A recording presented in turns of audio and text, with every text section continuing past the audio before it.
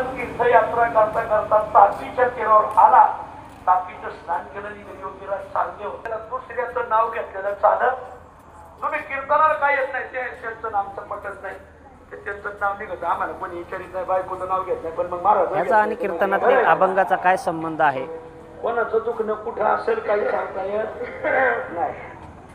कशाला विचारता का कुठून आले पैठणवर नवीन काय पाहिजे वेद श्रुती बोलवण्यात स्वर्गातले पितर जेव काय करताय? हा पैठण खरे खरे हे आंध्रे पंचांग गणित तुळक पाहिजे. हा कोणीतरी 4-12 अवतीर्ण झाले आणि ताकद आहे तरी मी चौकशी करा. दोन मंडळी आजपासून माझी पूजा बंद का पूजेचे अधिकारी जन्माला आले आता माझी पूजा करायची. हा पिठाच्या दुधाला दूध कुठपण पूजा बंद झाल्यावर मग आमचं दुकान कसं चाललं? आम्हाला लाडू गुलाबजाम हे कसे भेटत? या पदार्थाचा आणि अभंगाचा काय संबंध? महिमा पाहून आपण स्थानभ्रष्ट होऊ नये. आपण त्यांचा महिमा कोण आहे काय जरा चौकशीला तिला आळंदीला माणसं पाठवा. देवास बाळ चांगदेवाचं जगवय आणि तुमच्या जटा पाताळात चालल्या. तीर्थरूप ज्ञानदेवा बाळ चांगदेवाचं मग तीर्थरूप लिहावं का चिरंजीव लिहावं?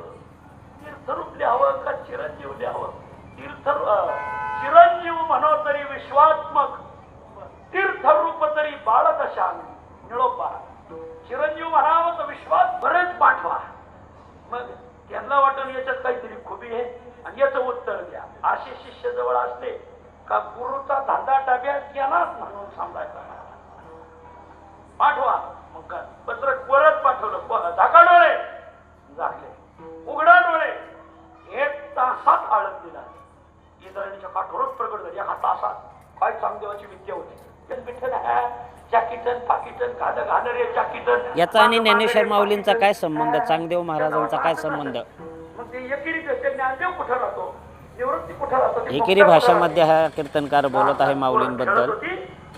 अशी पोरं धावली मोठील रे तुम्ही नेना विनीतता उद्धट बोलता महामूर्ख लहान पोरं आळंदीची शेपडी पोरं.